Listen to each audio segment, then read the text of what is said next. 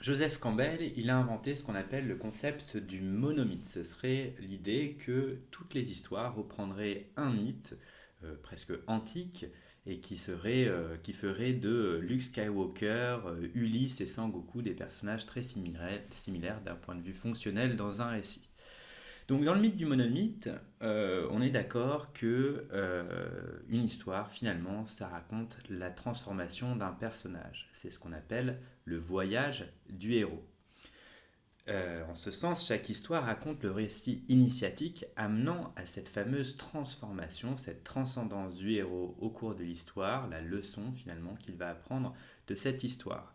Le concept du héros, ça a été défini par Joseph Campbell en 1949 dans son bouquin qui s'appelle Le Voyage du héros, tout simplement. Vous pouvez le trouver facilement chez votre libraire.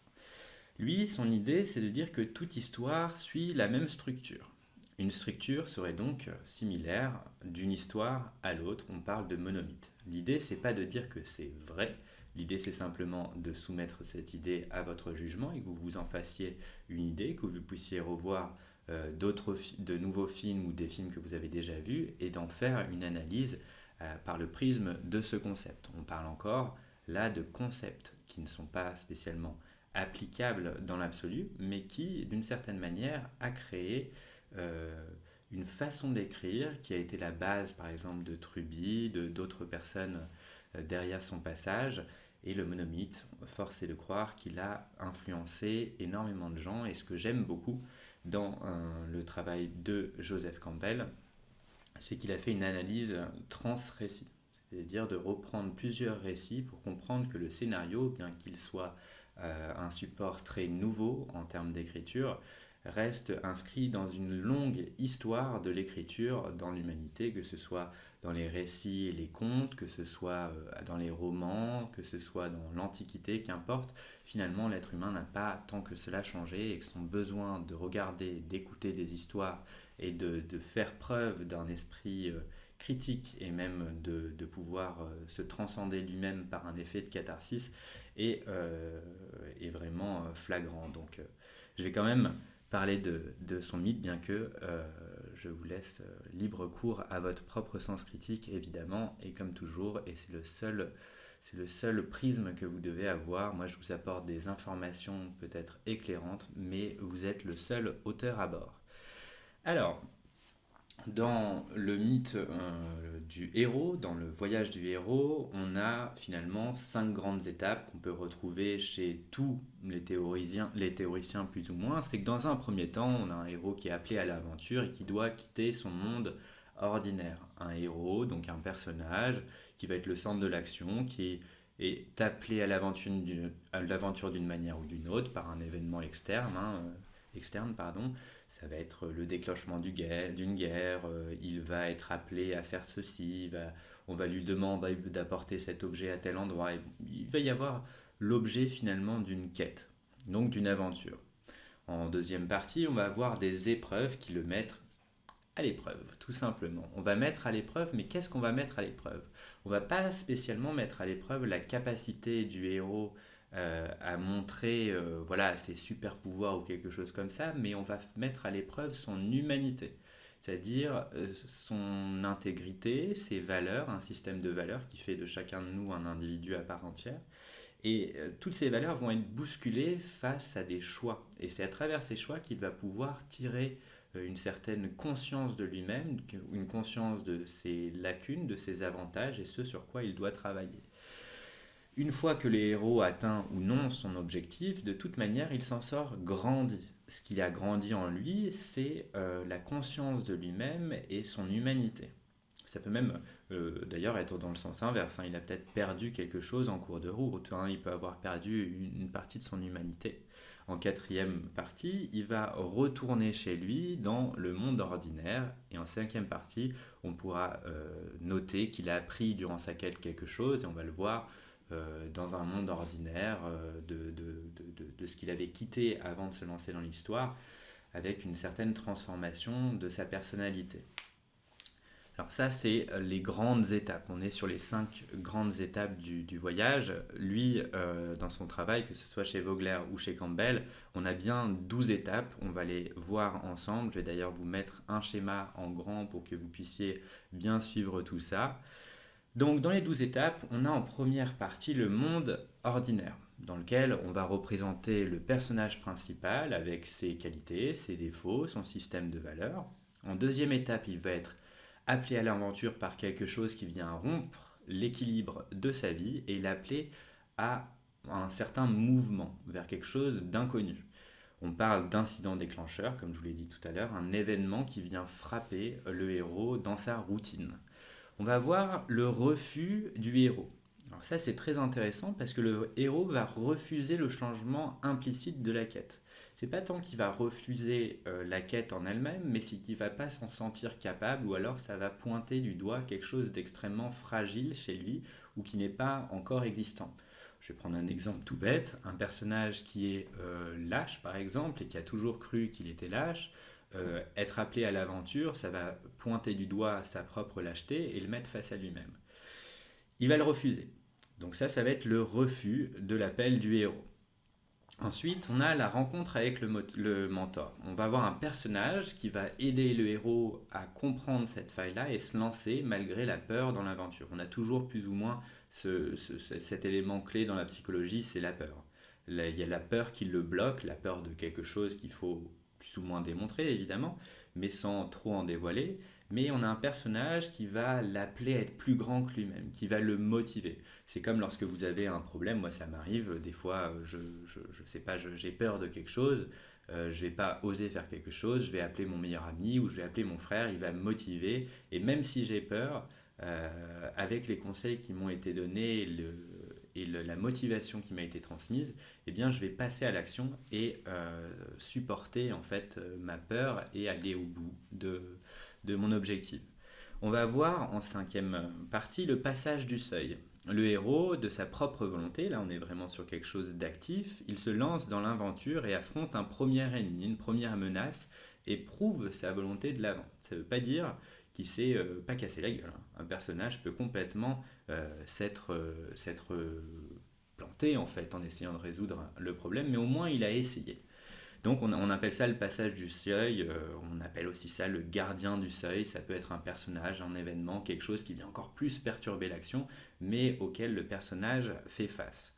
Ensuite on a test allié et ennemi. Le héros découvre le nouveau monde, donc ça va être le monde qu'il ne connaît pas, hein. C'est pas à prendre au sens propre, c'est-à-dire un nouveau monde qui soit fantastique, ça peut être un monde réel, mais un monde qu'il ne connaît pas. Par exemple, je sais pas, quel monde je ne connais pas. Je suis pas du tout quelqu'un de fêtard, par exemple. J'ai pas du tout le monde de la nuit dans la peau. Eh bien, si vous me transférez dans ce monde de la nuit, eh bien, je vais me retrouver hors de mon bocal.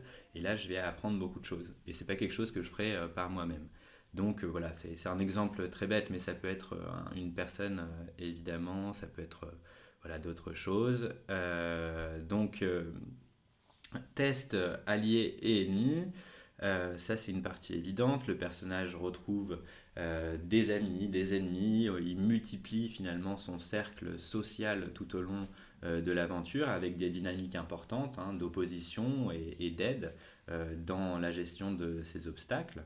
Ensuite, on a l'approche de la caverne avant de se lancer dans le grand combat final. On a toujours à la fin un super grand combat, hein, le fameux climax pour le personnage. On va voir ce qu'on appelle l'approche de la caverne, c'est qu'avant de se lancer dans le grand combat, le héros et ses alliés élaborent un plan, c'est le moment d'améliorer les armes. Alors là, on est dans un langage assez antique en disant les armes, ils vont aiguiser les armes. Non, c'est pas tant ça, ça va plus être, aujourd'hui on est plus dans une approche plus psychologique. On va avoir les personnages qui sont presque face au danger et qui juste avant mettent un plan. On l'a souvent dans les films de bandits ou on les a dans les films de kung-fu bien plus évidents. On a des personnages voilà, qui essayent de prendre du recul sur eux-mêmes et qui essayent de planifier une technique ou de faire une sorte de changement interne pour pouvoir résoudre l'épreuve qui s'appelle l'épreuve suprême. L'épreuve suprême, c'est l'heure d'aller chercher le trésor, mais le trésor est gardé par de puissants ennemis. Le héros manque de mourir, c'est un moment de désespoir. Alors là, on a voilà, l'épreuve majeure, hein, l'épreuve majeure du récit. Encore une fois, je tiens à signaler qu'Ambel, ça reste une analyse de mythe. On parle d'un vocabulaire presque antique, là. On parle de mythologie, on parle de quelque chose de très ancien. Donc il faut comprendre que le vocabulaire aujourd'hui est un peu plus compliqué à comprendre. L'épreuve finale, par exemple, ils cherchent le trésor. Le trésor, c'est quelque chose à obtenir. C'est pas un trésor avec des pièces, c'est quelque chose qu'ils essayent d'atteindre. Le trésor, il va être gardé par de puissants ennemis. Ça sous-entend pas un combat, hein. Ça pourrait être sauver quelqu'un, réussir, je sais pas, une audition. Et réussir une audition, ça suppose être face au meilleur de la classe en musique, par exemple, qui nous fait extrêmement peur. Ou je pense à Whiplash, se retrouver face à ce mentor tyrannique et de lui faire face une bonne fois pour toutes. Le trésor est gardé par des ennemis puissants, ça on en a parlé. Le héros manque de mourir, c'est un moment de désespoir. Alors ça c'est important, il ne faut pas le prendre au sens propre encore une fois. On n'est plus dans voilà, Ulysse, ces choses-là. On n'est pas face à un guerrier qui, bien que ça puisse l'être, on n'est pas face à un guerrier qui va donner des gouttes de son sang ou perdre deux jambes. C'est pas forcément l'idée. C'est juste qu'on a une espèce d'image de mort. C'est une mort peut-être interne. On est complètement bousculé dans ses valeurs. Donc il y a quelque chose de désespérant dans cet acte. Il ne faut pas que ce soit facile. C'est là où on va créer énormément de tension. Ensuite vient évidemment la récompense. Le héros s'empare de ce qu'il est venu chercher. C'est l'heure du bilan. Le héros va apprendre de son échec et de ses victoires d'ailleurs et en sort complètement grandi. On se retrouve maintenant à la 10e étape, le chemin du retour. Le méchant n'a pas dit son dernier mot. Alors qu'il s'apprête à rentrer dans son monde, le héros se lance dans une dernière tâche de son propre chef. Et c'est justement grâce à ce qu'il a appris que le personnage va affronter une nouvelle fois ce grand méchant. On se retrouve maintenant à la résurrection. Il est l'heure du grand combat, l'heure pour le héros de montrer ce qu'il a appris et d'affronter le mal, l'heure de montrer au monde que la transformation a eu lieu. Là, peut-être que mon explication était douteuse quant aux notions de climax, voilà, des notions qui sont finalement un peu plus modernes. Ce qu'il faut comprendre, c'est qu'on a vraiment un mouvement où le personnage va manquer de mourir en affrontant un ennemi qu'il pense être déjà bien supérieur à lui. Il va réussir malgré tout ou avoir un gros échec, frôler la mort, et c'est en frôlant cette mort interne qu'il va vraiment être face au pied du mur et dans l'obligation de changer. C'est seulement à ce moment-là qu'il peut vraiment changer. Et grâce à cette sensation de mort et cette obligation de changer, il est obligé de le prouver en combattant ce grand combat avec voilà, des fortes valeurs. D'ailleurs, je pense à d'autres cultures. Hein. C'est important de ne pas rester que dans le cinéma. Dans les mangas, c'est quelque chose qui est extrêmement courant. Hein. On a toujours un personnage qui est moins fort que l'ennemi, mais qui, par ses valeurs qui ont été endurci de par les épreuves que l'ennemi lui a mis le long de sa route, va réussir à le battre à force de valeur. C'est d'ailleurs très rigolo parce que dans les mangas, on se retrouve toujours avec des combats où on se dit mais ça dure 1000 ans parce qu'ils parlent pendant 1000 ans, mais c'est des valeurs. Où il y en a un qui va dire, je pense à Naruto par exemple, qui va dire l'important c'est la famille et de toujours y croire. Et d'un autre côté, on a un autre qui va lui dire mais toi t'es un gros loser, moi je suis le premier de la classe et l'important justement c'est d'être seul et d'avancer seul. Bref, on a un jeu de valeurs qui va avoir lieu et qui a les plus grosses valeurs gagne et c'est souvent les plus belles et heureusement. En 12e partie, on a le retour avec l'élixir. Le héros revient de son aventure grandi, cette nouvelle sagesse guérit son monde. Donc on se retrouve au point de départ avec un monde qui a lui-même changé souvent et surtout un personnage qui le voit plus de la même manière et qui a mûri. Alors il faut bien penser que le voyage du héros est un voyage qui est avant tout intérieur. C'est l'histoire d'un personnage. Les événements qui sont mis face à lui, que ce soit les personnages secondaires, les ennemis ou encore les événements, ne sont là que pour faire changer intimement dans l'intériorité le personnage dans son système de valeurs. Donc il faut bien penser à la transformation du héros. C'est le seul élément finalement qui nous permet, nous en tant qu'êtres humains, de s'approprier les échecs et les réussites et l'apprentissage de ce héros. Donc je vais essayer de refaire un tour des 12 étapes, mais cette fois-ci du point de vue du voyage intérieur et de la transformation du personnage. Donc En un, on a encore le monde ordinaire, donc on a un héros qui n'a pas ou peu conscience de son problème. Il va faire preuve d'un défaut important, la lâcheté, l'avarice, ça va être voilà, un défaut qu'on peut tous avoir, un manque de confiance en lui, un manque d'audace ou ce genre de choses. Je vous laisse libre à vous de voir cet élément. L'appel à l'aventure va permettre au héros d'avoir ciblé le problème. Il ne l'a pas résolu, mais il l'a ciblé. Il commence à avoir une conscience du problème qu'il a en lui-même et qui le bloque dans sa vie. Ensuite, on a le refus de l'appel. Le héros hésite à changer. Donc, encore une fois, on vient encore bouleverser ce changement. Avec le mentor en quatrième partie, ses craintes vont disparaître temporairement, ce qui va lui permettre d'aller de l'avant et de se lancer dans l'aventure. Dans le passage du seuil, on a un héros qui s'engage dans son changement de son plein gré. Test allié ennemi, le héros expérimente des premiers changements en lui, donc on va avoir un mouvement intérieur. Ça ne veut pas dire que c'est stabilisé, hein. Souvent, par exemple, quand on a un défaut, on arrive à le cibler, mais on prend du temps pour arriver. Voilà, par exemple, moi j'ai du mal à. Qu'est-ce que je pourrais vous dire de personnel qui pourrait peut-être vous faire tilt? Moi j'ai du mal à mettre des limites aux gens. J'ai un petit peu du mal à avoir suffisamment d'estime de moi et d'affirmation. Voilà, c'est ça le problème. L'affirmation. Aujourd'hui, je peux dire que j'en ai conscience et que je travaille, mais ça m'empêche pas de paniquer quand je dois dire non à un client ou quelque chose comme ça. Je vais me dire, allez, je vais le faire parce que je sais que c'est bon pour moi, mais intérieurement, voilà, j'ai le pouls qui va à 150 km/h et enfin 150 km/h qui bat très vite, mais je le fais quand même. Et ça, c'est juste pour dire que j'en suis plus ou moins là finalement, où mon changement, je le fais de mon propre gré, mais c'est pas très stable. C'est-à-dire que j'ai pas encore assimilé un réflexe que beaucoup de gens, hein, heureusement, ont de s'affirmer automatiquement sans avoir aucun remords. Donc ça, c'est important de le comprendre d'un point de vue humain. N'oubliez pas qu'on parle d'être humain, même si on est sur des principes théoriques, on est tous vulnérables d'une certaine manière, on a tous des défauts, et c'est cette richesse-là qui permet de créer des bonnes histoires. On est tous différents. Moi, je suppose que vous avez vous aussi vos propres vulnérabilités, et je pense que l'affirmation de soi est quelque chose d'assez commun. Dans l'approche de la caverne, le héros se prépare à un grand changement. Donc là, c'est le moment où le héros voilà, réfléchit sur lui. Il va falloir qu'il prouve par exemple, moi, qui me dit je vais dire non à un gros client, à une somme d'argent importante ou quelque chose voilà, qui pourrait me tenter mais que je n'ai pas envie de faire. J'y réfléchis, je prends le temps. Et dans l'épreuve suprême, j'essaye de changer, voilà, j'essaye de changer, mais avoir dit non, par exemple, en m'affirmant, à parler de la récompense, eh ben, ça va être d'une certaine manière positif et négatif, voire positif et négatif, c'est que je vais avoir réussi à m'affirmer, mais je vais me dire, mince, j'aurais bien aimé le faire quand même ce boulot, et je vais par exemple dans le côté négatif avoir l'après-coup et ressentir une énorme culpabilité. Je ne sais pas si vous voyez ce que je veux dire, mais c'est tout à fait dans ce registre-là. Dans le chemin du retour en 10e position, on a le héros qui se dévoue à son changement, qui maintenant a vécu finalement le pire, hein. On lui a, par exemple, le client peut lui dire, moi pourrait me dire, mais vous êtes, monsieur Mérieux, hein, vous nous lâchez au dernier moment, vous êtes un mauvais professionnel ou quelque chose comme ça, ça va me toucher en plein cœur. Mais justement, c'est face à cette déconstruction en me disant, mais ça ne parle que de la personne que je pourrais changer.